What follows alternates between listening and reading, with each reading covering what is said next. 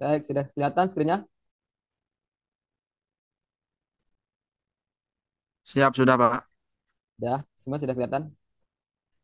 Sudah, Pak. Baik, Bismillahirrahmanirrahim. Hari ini kita lanjutkan ke materi berikut dari kuliah kepemimpinan atau leadership. Minggu lalu kita sudah belajar mengenai eh, jenis-jenis kepemimpinan ya. Dan tadi juga sudah presentasi Aisyah mengenai bagian dari behavioral theory. Oh ya, minggu lalu kita belajar teori-teori kepemimpinan. Jadi tadi ada subbagian dari behavioral theory dan kontingensi. Itu disebut dengan teori Universitas Ohio. Nah, hari ini kita lanjutkan ke gaya dan tipe kepemimpinan. Gaya kepemimpinan pada dasarnya mengandung pengertian sebagai suatu perwujudan tingkah laku dari seorang pemimpin yang menyangkut kemampuannya dalam memimpin. Perwujudan tersebut biasanya membentuk suatu pola atau bentuk tertentu. Menurut Silalahi, gaya kepemimpinan adalah pola perilaku spesifik yang ditampilkan oleh pemimpin dalam upaya mempengaruhi orang lain guna mencapai tujuan organisasi atau kelompoknya. Gillis mengatakan bahwa tidak ada gaya kepemimpinan yang jelek dan tidak ada kepemimpinan yang selalu tepat untuk semua situasi. Nah, ada faktor-faktor yang mempengaruhi gaya kepemimpinan. Di antaranya karakteristik bawahan, sifat dan pekerjaan, dan lingkungan pekerjaan. Ini kalau sebuah perusahaan ya, kalau di sebuah negara mungkin karakteristik rakyatnya dan sifat dan karakter yang kedua sifat dan karakter dari pemimpin tersebut dan juga lingkungan keadaan. Jadi biasanya suatu situasi itu akan memunculkan pemimpin berdasarkan dari keadaan pada waktu itu. Jadi misalnya kalau perusahaan yang masih baru berdiri, yang masih proses membangun, tentu gaya kepemimpinannya akan berbeda dengan perusahaan yang sudah berjalan, yang sistemnya sudah berjalan dengan baik. Begitupun juga misalnya sebuah negara, seperti misalnya karakteristik presiden kita pada zaman Bung Karno, tentu berbeda karakternya dengan Pak Harto misalnya. Kalau Bung Karno itu setiap pidato selalu berapi-api ya, selalu bersemangat, selalu memunculkan jiwa nasionalisme. Karena pada waktu itu memang karakter seperti itulah yang dibutuhkan oleh bangsa kita. Karena kita baru bebas dari penjajahan sekian tahun, sekian lama, sehingga dibutuhkan pemimpin yang bisa memberikan rasa kepercayaan diri pada rakyatnya. Jadi dengan segala kelebihan, karakter, dan kekurangannya. Walaupun di akhir kepemimpinan, pada waktu itu Bung Karno juga bagus dalam hal politik, kita disegani oleh bangsa-bangsa lain, akan tetapi dalam hal ekonomi pada waktu itu kita mengalami inflasi yang sangat jauh. Jadi eh, ada kelebihan, ada kekurangannya. Selanjutnya kita dipimpin oleh Pak Harto yang lebih memperhatikan ekonomi, politik juga stabil, akan tetapi pada waktu itu demokrasi eh, juga dibungkam, kurang berjalan dengan baik ya, karena waktu itu media harus difilter memberitakan berita-berita yang ada. Begitupun pemimpin berikutnya, ada Pak Habibie yang waktu itu bisa menyelenggarakan pemilu langsung, secara langsung untuk pertama kalinya, dipilih secara langsung oleh rakyat. Dan juga bisa mengembalikan nilai dolar yang waktu itu terpuruk. Selain itu ada juga Bu Megawati dan ada Pak SBY juga itu lebih memperhatikan demokrasi ya. Waktu itu juga kebebasan berbicara juga tidak dibatasi dan begitupun juga Pak Jokowi juga yang membangun Indonesia tidak sentral di Jawa saja tapi merata dan juga sampai sekarang ada pemimpin baru lagi yaitu Bapak Prabowo dengan gaya kepemimpinannya yang berbeda dengan sebelumnya. Jadi biasanya pemimpin yang muncul itu muncul dari keadaan latar belakang lingkungannya juga yang merupakan gambaran dari bawahan atau rakyatnya kalau di sebuah negara. Nah, sekarang kita akan bahas beberapa gaya atau tipe kepemimpinan yang populer ya dalam studi kepemimpinan. Ada namanya kepemimpinan demokratis, ada kepemimpinan otokratis, ada kepemimpinan partisipatif, dan kepemimpinan laissez-faire. Ini dari bahasa Perancis. Laissez-faire. Kepemimpinan laissez-faire. Kita bahas satu persatu. Yang pertama yaitu gaya kepemimpinan demokratis. Ya, ini mungkin sudah pada tahu ya. Kepemimpinan demokratis ini, jadi orang-orang yang dipimpinnya itu sebagai subjek, bukan sebagai objek saja. Usaha untuk memanfaatkan kemampuan setiap orang yang ada dalam organisasi untuk berpartisipasi dalam setiap kegiatan. Terus gaya kepemimpinan ini mengambil keputusan sangat mementingkan diskusi dan musyawarah. Gaya kepemimpinan demokratis ini juga berusaha mengutamakan kerjasama dan teamwork, dan pengambilan keputusannya bersifat kooperatif, serta pemimpinnya yang humble dan dapat diajak bekerja sama dan mengutamakan mutu kerja. Itu adalah gaya kepemimpinan demokratis. Selanjutnya, gaya kepemimpinan otokratis. Gaya kepemimpinan ini menempatkan kekuasaan di tangan satu orang atau sekelompok kecil. Pemimpin bertindak sebagai penguasa tunggal, kedudukan bawahan semata-mata sebagai pelaksana keputusan, perintah, dan bahkan kehendak pimpinan. Menggunakan metode pendekatan kekuasaan, memusatkan kekuasaan dan dalam pengambilan keputusan, menata situasi kerja yang rumit, biasanya birokratif, berdasarkan atas ancaman dan hukuman atau reward and punishment, memungkinkan pengambilan keputusan dengan cepat, terus memungkinkan pendayagunaan pegawai yang kurang kompeten. Itu kelemahan dari kepemimpinan otokratis atau otoriter. Terus gaya kepemimpinan ini juga banyak memberikan pengarahan, akan tetapi sedikit memberikan dukungan. Pemimpin menentukan semua kebijakan. Inisiatif pengambilan keputusan dilakukan pemimpin. Wewenang dan tanggung jawab terpusat pada pemimpin. Komunikasi berlangsung satu arah atau top down, menggunakan imbalan dan hukuman, reward dan punishment, perhatian yang tinggi pada tugas tetapi rendah pada manusia, menuntut prestasi dan hasil dan kurang memperhatikan kesejahteraan karyawan. Dan gaya kepemimpinan otokratis ini, tipe-tipe dan ciri-cirinya menurut Sondang Pesejian digolongkan dalam 5 tipe. Yang pertama yaitu menganggap organisasi adalah milik sendiri. Yang kedua, mengidentikan tujuan pribadi dengan tujuan organisasi. Yang ketiga, menganggap bawahan sebagai alat semata-mata dan tidak mau menerima kritik, saran, dan pendapat, terlalu bergantung pada kekuasaan formalnya.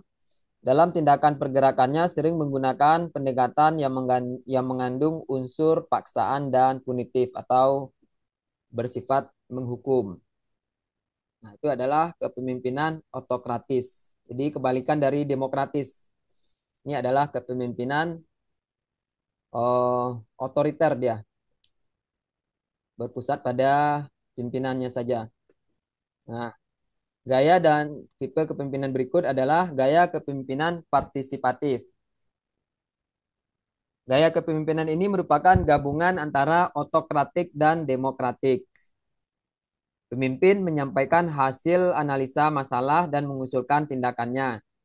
Kemudian staf diminta saran dan kritiknya serta mempertimbangkan respon staf terhadap usulnya. Keputusan akhir oleh kelompok. Jadi keputusan bersama. Bisa jadi dari anak buahnya atau dari pimpinannya. Terus mendesentralisasikan wewenang. Jadi tidak hanya terpusat pada pimpinan saja, akan tetapi tidak juga terpusat pada bawahan. Jadi tidak otoriter, tidak juga demokratis. Jadi menyebar, lebih mix, lebih campur antara otoriter dan demokrasi. Selanjutnya, keputusan yang diambil tidak bersifat sepihak, keterlibatan dalam aktivitas organisasi, dan juga berbagi tanggung jawab. Jadi pemimpinnya ikut juga berpartisipasi. Selanjutnya, gaya kepemimpinan partisipatif ini banyak memberikan dukungan dan sedikit memberikan pengarahan. Pengambilan keputusan dilakukan bersama-sama dengan pegawai atau karyawannya. Aktif mencari masukan dan saran dalam menentukan keputusan atau kebijakan. Peranan pemimpin di sini adalah memfasilitasi dan mempermudah. Komunikasi berlangsung dua arah antara pimpinan dan bawahan.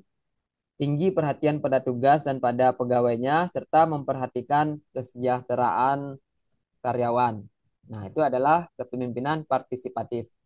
Jadi, campuran atau gabungan antara gaya kepemimpinan demokratis dan otokratik.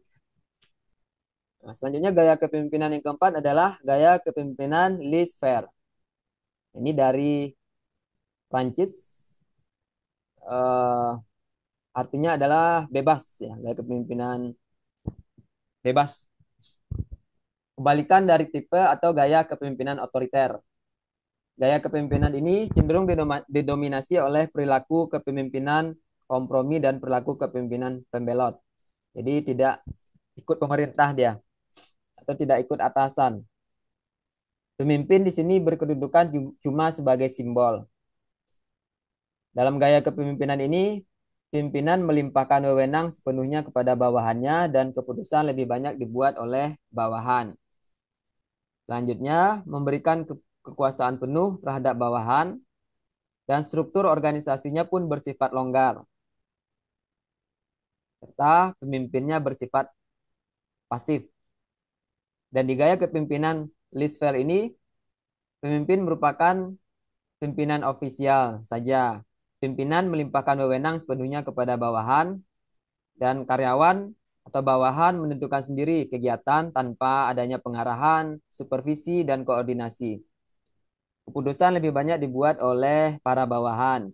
Kebijaksanaan lebih banyak dibuat oleh para bawahan juga. Dan karyawan atau bawahan mengevaluasi pekerjaan sesuai dengan caranya sendiri.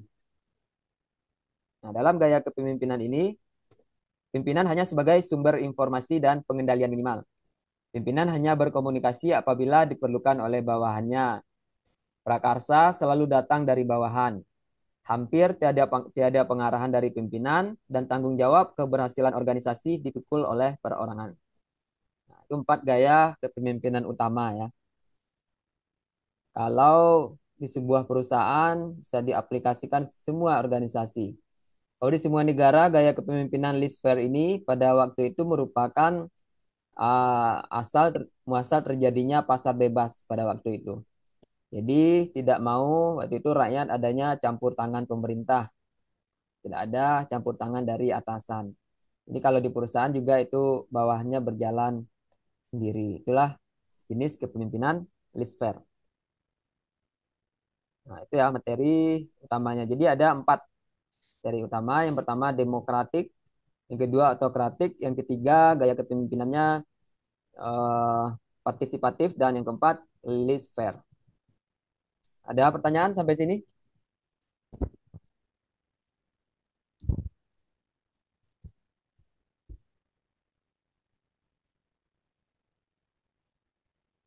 Mengenai jenis dan tipe kepemimpinan. Assalamualaikum Pak, maaf baru bergabung. Oh ya, silakan. Bintang ya. Bahaya bintang Pak, baru datang jam segini Pak. Sibuk beliau ya. Pulang kerja Bintang atau lagi kerja? Masih kerja ini? Iya Pak, Ya, kerja. lagi kerja Pak, lagi kerja Pak. Tadi. Saya absen dulu yang belum. Siapa? Bintang. Galih. Pak Tio sudah. M. Rizal nih. Hadir. Hadir Pak. Gimana, ada pertanyaan di materi ini? Sebelum kita lanjut. Atau apakah bisa dipahami dengan baik? Bisa Materinya? Pak, bisa Pak, bisa. Hari ini siapa yang presentasi Pak? Sudah tadi Aisyah. 1 orang saja. Aisyah sama? Aisyah saja. 2 orang. Oh, Aisyah saja. Oh iya ya baik Pak. Harusnya tadi sama Kalau Nur. jadwalnya pagi saya bisa Pak presentasi Pak. Kalau malam nggak bisa Pak. Apa? Kalau jadwalnya pagi saya bisa presentasi. Kalau Oh ya. malam gini belum bisa Pak lagi. Insya Allah nanti kalau nggak ada halangan, jadi bintang pas kita masuk jam pagi ya, baru gilirannya presentasi nanti.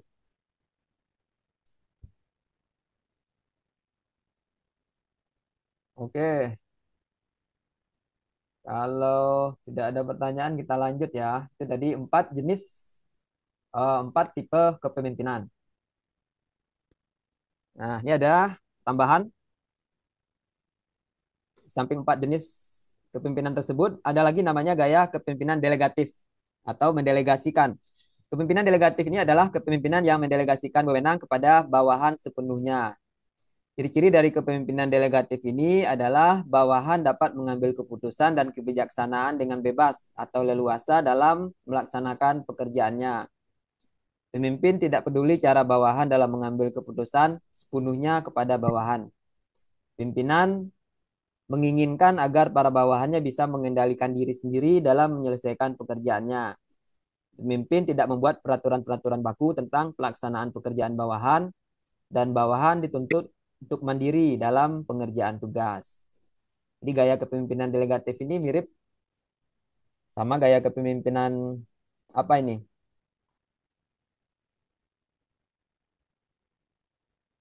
Sama Lisvel ya. Jadi pemimpinnya tidak begitu terlibat, lebih menyerahkan kepada bawahannya. Selanjutnya ada gaya kepemimpinan suportif. Gaya kepemimpinan ini banyak memberikan pengarahan dan dukungan. Tetap pengambilan keputusan dilakukan dengan mempertimbangkan usul dan saran dari staf. Memperlihatkan adanya pelimpahan wewenang kepada staf dan tanggung jawab dilakukan bersama-sama pemimpin dan staf. Tanggung jawab dilakukan bersama-sama serta meminta masukan dan saran dari staf tentang keputusan yang akan diambil. Memperhatikan kesejahteraan pegawai serta menunjukkan keramahan dan kemampuan untuk melakukan pendekatan. Jadi kepemimpinan sportif ini miripnya sama apa nih?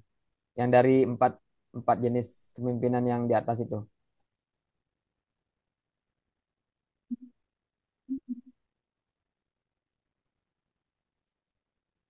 Sama apa?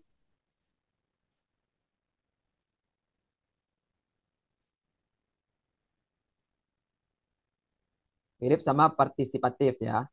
Jadi tidak otoriter, tidak juga terlalu demokratis.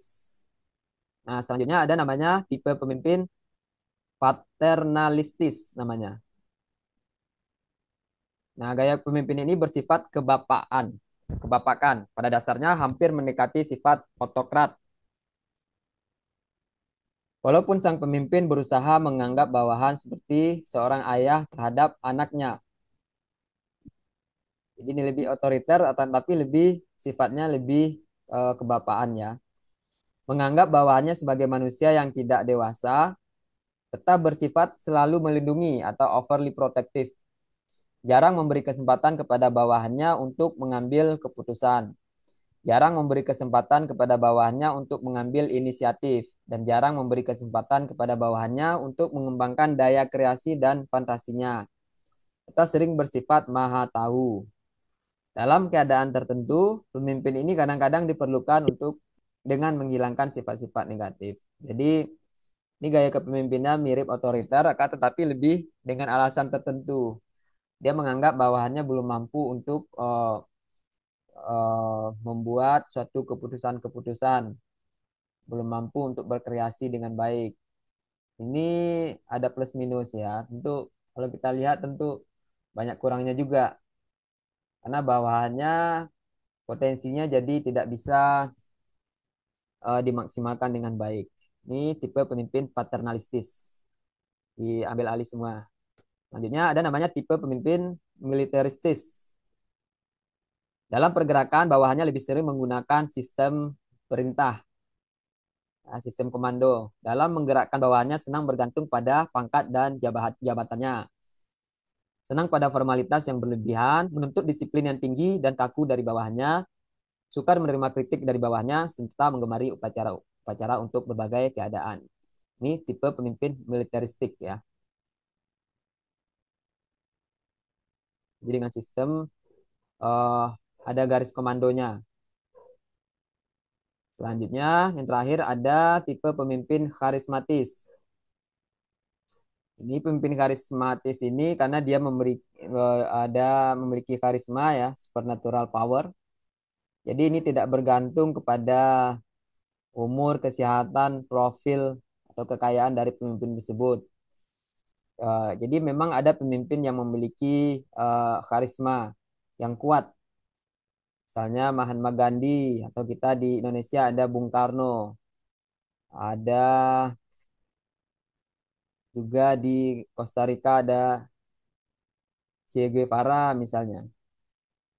Ada Steve Jobs kalau di pemimpin bisnis.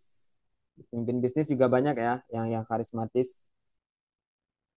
Seperti Steve Jobs, lalu atau banyak dari pemimpin keagamaan seperti misalnya Paus yang kemarin datang ke Indonesia itu contohnya. Selain pemimpin agama juga pemimpin negara kan memiliki karisma. Eh, dan juga tentunya Nabi Muhammad Shallallahu Alaihi Wasallam juga contohnya juga seseorang pemimpin yang karismatis ya yang sangat berpengaruh dan diikuti oleh pengikut-pengikutnya. Nah, itu adalah beberapa jenis dan tipe kepemimpinan.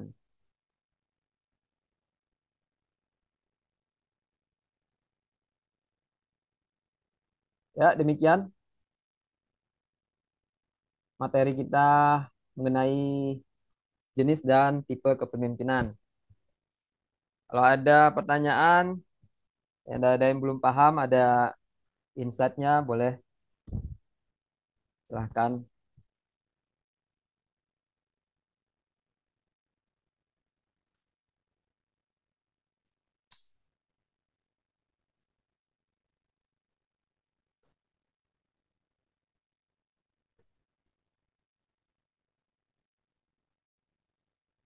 Mana bisa dipahami dengan baik?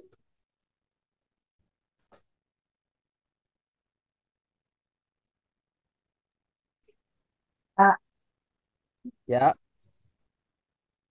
Mbak Yona, ya silakan. Atau apa pendapat? apa ya? Belum ada sih Pak. Kalau kepemimpinan kan ya Ya, tergantung dari ini Pak biasanya. Kalau menurut saya ya, ya. kalau menurut timnya. Jadi eh, kalaupun sekarang pakai sistem apa demokratis gitu ya. Hmm. Tapi kalau misalnya pemimpinnya otoriter kan gimana ya? Jadi tergantung Eh, apa tadi? Agak putus-putus. menurut saya Ya, eh, tipe-tipe kepemimpinan itu kepemimpinan suatu entah organisasi entah itu apa namanya eh, negara atau apapun itu menurut saya tergantung dari pemimpinnya Pak. Oh, tergantung dari sifat dan karakter personal Pemimpin pemimpinnya. iya betul, soalnya kan nggak mungkin pemimpinan model Jokowi itu diterapkan di eh, modelnya Soeharto misalnya gitu atau kebalikannya kan Hmm. beda. Nah mungkin jadi menurut saya kemungkinan kepemimpinan ini akan terus berkembang eh, sejalan dengan eh, apa pemimpin-pemimpin yang akan kelak akan memimpin entah itu negara atau organisasi itu menurut saya Hmm. Hmm. yang akan datang. Iya, jadi selain kepribadian dari pemimpin itu tentu karena kita negara demokrasi, jadi itu juga merupakan gambaran dari keadaan yang dibutuhkan oleh eh, kalau kita bicara negara ya, dari keadaan bangsa kita juga ya. Seperti yang tadi Ya, saya contohkan, pada waktu dulu itu yang dipilih oleh rakyat dan tokoh-tokoh kita pemimpin seperti Bung Karno. Karena memang dibutuhkan figur seperti beliau pada waktu itu. ya, Nah, sampai seterusnya, sampai sekarang, kenapa bisa yang terpilih Presiden Prabowo? Ya berarti rakyat bagian besar kan 50% lebih itu memilih membutuhkan pemimpin yang seperti itu ya. Ya, Ada yang pemimpin sebelum-sebelumnya. Jadi juga selain karakter dari pemimpin itu juga kebutuhan dari pengikut-pengikutnya, dari bawahnya atau di sebuah negara kebutuhan dari rakyatnya. nah, menurut saya enggak, tapi Hmm. Pak, Ya, enggak. ya menurut saya bukan apa namanya kebutuhan dari Hmm. ini apa namanya masyarakat juga, Hmm. karena terkadang masyarakat itu gimana pemimpin juga Pak. Maksudnya gini, Hmm. eh, ya kita ini aja lah Pak, Ya. eh, apa namanya kita akui aja lah negara kita memang negara demokrasi. Tapi apa benar demokratis itu tidak ada campur tangan dari pihak-pihak di atas seperti itu? Hmm. Kan nggak mungkin Pak. Kalau memang dari dulu demokrasi ini apa namanya berjalan dengan apa istilahnya luber gitu kan, Hmm. nggak mungkin apa namanya kita dapat presiden-presiden yang tidak kita inginkan. Bukan yang maksud presiden sekarang tidak kita inginkan, tapi maksudnya banyak praktek-praktek kecurangan gitu loh yang sebenarnya kita bisa lihat dengan mata kepala kita sendiri. Hmm. Apalagi dulu saya bekerja sebagai seorang ini ya, apa surveyor gitu, surveyor Ah. pilkada. Jadi saya tahu banget persis uh, trik-triknya mereka untuk menjebak orang-orang untuk memilah itu tahu saya. Jadi menurut saya demokrasi itu belum Jadi belum demokrasi yang ada belum di Indonesia sepenuhnya belum ya. diterapkan Namanya dengan namanya saja tepat. Iya, demokrasi ya. Masih apa namanya? belum Secara sistem sempurna. dan formalitas memang sudah demokrasi. Tetapi dari Iya, pelaksanaannya tentu belum masih banyak kekurangan. Saya juga iya dulu betul. waktu pemilu juga ikut ya di Forum Rektor Muhammadiyah itu menjadi apa namanya? eh ada ada beberapa kali itu survei. Mungkin mirip lah sama Mbak Yona juga. Ya memang di Ya, lapangan itu rakyat itu memang beda ya. Nah, rakyat kita banyak, tentu iya, tingkat intelektualitas dan kepemimpinan ininya juga beda-beda ya. iya, Ada beberapa mungkin katanya memilihnya ya terserah. Ada yang emang beneran paham siapa pemimpinnya. Ada yang iya, katanya kalau dikasih misalnya kayak bansos apa itu dia memilih yang ngasih lah. Ada yang seperti itu. Kita kita iya. ini saja kita apa eh realistis. Ada yang Kita ngomong akui seperti itu. aja lah, Pak. Heeh. Yang pendek Negara tentu kita ada. masih seperti itu. Iya, Iya, itu kan berarti juga tergantung tingkat ini rakyatnya juga sebenarnya. Tingkat apa? Tingkat pendidikan rakyatnya Edukasi. juga. Karena memang kalau di kita itu kan satu suara seorang profesor S1, S2, S3, S2, S3 ataupun mahasiswa itu suaranya sama kayak rakyat-rakyat yang apa? Misalnya yang bekerjanya, yang tingkat pendidikannya masih rendah, misalnya itu sama hitungan suaranya kan. Jadi biasanya itu dimanfaatkan biasanya. Beda kalau kayak di Amerika itu ada sistemnya elektoral dia, elektoral. Jadi lebih demokrasinya itu lebih dalam menjaring pemimpin itu mungkin lebih tepat lah ya, ya dalam sistemnya itu. Kalau kita kan sistemnya sama, mau rakyat pendidikan rendah, mau di rakyat di miskin, Iya, mau ibu kota gitu ya, pendidikannya, Pak. suaranya sama hitungnya. Iya, Ya iya itu betul. ya. Karena saya pernah gini, Pak, kenapa saya bilang apa kita masih belum bisa menerapkan demokrasi yang ada. Terkadang sebelum adanya pemilu itu kan ada apa namanya survei itu biasanya mereka survei-survei dulu. Kira-kira siapa yang akan peluangnya lebih besar terpilih kan gitu. Nah, di pertanyaan-pertanyaan survei itu kadang ada juga yang menjerumuskan gitu. Jadi dibikin pertanyaannya tuh kayak apa ya? Kayak mengarahkan gitu loh untuk memilih eh, siapa gitu. Mengarahkan Itu ke tuh jalan tertentu ya. iya. Jadi lucu. Apa apa dari lembaga survei tersebut Enggak, sudah itu ada lembaga ketentuan survei tertentu itu atau kan tujuan belum tertentu, Pak? resmi. Kan itu, Pak. Pasti, Pak. Belum enggak. Apalagi saya pernah pernah juga berkecimpung di lembaga-lembaga survei kayak begitu, Pak. Begitu lembaga sih Pak. survei itu kan ini apa namanya dapat perintah dari yang yang disuruh gimana sih? Yang Dari memesan. Ya customer, benar. customernya mereka Lembaga gitu. survei itu kan mereka tidak terbuka itu. Mereka itu tidak membuka, tidak mau diaudit.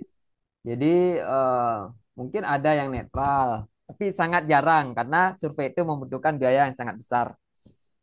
Iya Salah satunya betul. yang netral yang tidak berpihak itu kemarin ya Forum Rektor Muhammadiyah. Eh, Ya, Tidak masuk TV waktu itu ya. Dan kalau yang lain itu kan mereka tidak mau membuka siapa yang memesan, siapa yang menjadi donaturnya. Jadi sana kita memang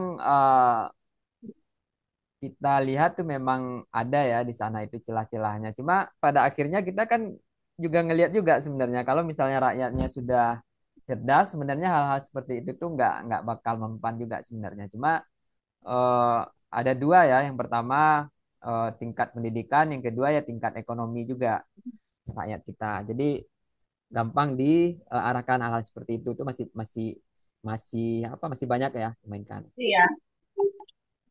Prakteknya masih masih belum mencapai demokrasi 100%. Ya, jadi maksudnya Mbak Yona yang terpilih itu belum sepenuhnya apa yang dibutuhkan gitu ya. Iya, Karena di proses pemilihannya emang banyak trik-trik politis gitu ya. ya betul Pak.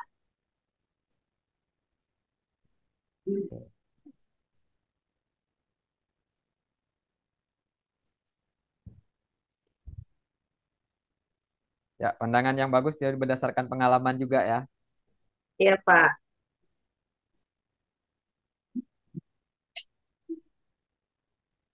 Eh, Yang lain ada pandangan lain?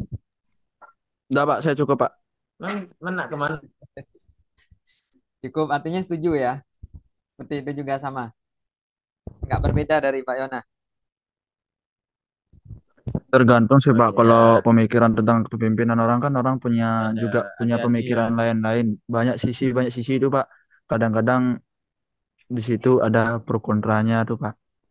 Begitu. Orang di sini ngomong A, di sana bilangnya lain kan bisa itu Pak yang kadang-kadang tuh menimbulkan bahkan di intern organisasi kadang-kadang juga begitu. Ayo. Begitu sih Pak. Ya, sama intern organisasi pun juga begitu ya. Ya karena memang politik eh, pemimpin kan juga ada ininya ya sama posisi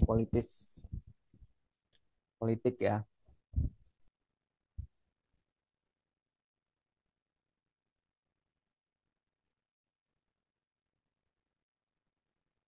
Cuma memang semuanya itu memang ada kelebihan dan kekurangan. Kalau misalnya sebuah negara kerajaan misalnya feodal, negara feodal, itu kan kita nggak bisa ikut campur. Siapa yang bakal jadi pemimpinnya kita nggak bisa ikut campur ya. Ada negara feodal yang memang kita itu nggak mau tahu siapa yang memimpin. Yang penting eh, sudah itu aja gitu loh. Ponakan raja, anak raja. Nah itu ada kelebihan, ada kekurangan juga. Ya kelebihan ada kekurangan. Misal kalau negaranya pengelolaannya pemimpinnya amanah ya beruntunglah rakyatnya. Seperti Brunei misalnya, itu kan kerajaan. Kita nggak milih pemimpin. Otomatis jadi pemimpin nanti ya anaknya yang memimpin sekarang atau ponakannya atau pokoknya keturunan gitu ya. Hanya kita yang di negara demokrasi ya dengan segala kekurangannya juga pasti ada kelebihannya juga.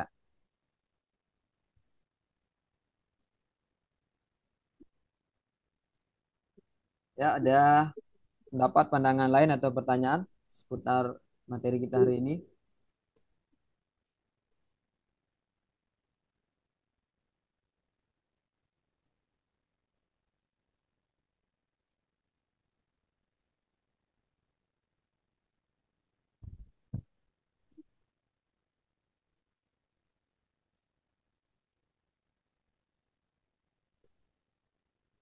Ya, cukup ya, diam artinya paham berarti ya. Iya, iya Pak. Semoga bukan diam-diam mikir ada yang kurang paham. Insya Allah paham Pak. Kalau paham ya. Oke, kalau sudah tidak ada pertanyaan, kita cukupkan dulu materi untuk hari ini.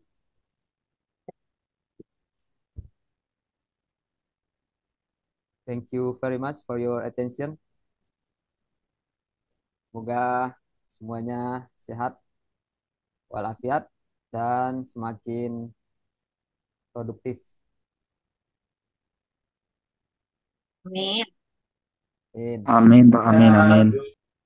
Oke, demikian ya pelajaran kita untuk hari ini. Semoga bermanfaat dan pahami dengan baik.